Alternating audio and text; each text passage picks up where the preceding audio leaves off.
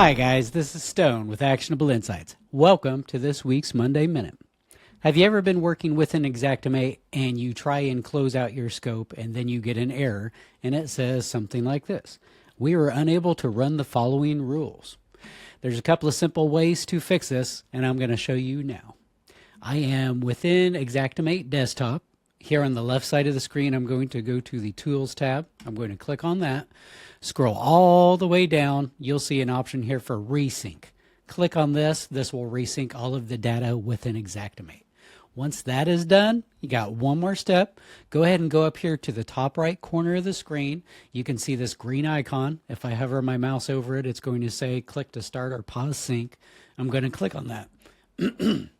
You can see that that has started to spin. This is going to refresh Xactimate and make sure everything is up to date. Once you've done those two things, you should have a fully up-to-date list of rules within your XactExpert drawer, and you'll be good to go. Thanks for checking in on this week's Monday Minute, guys. Keep learning and growing.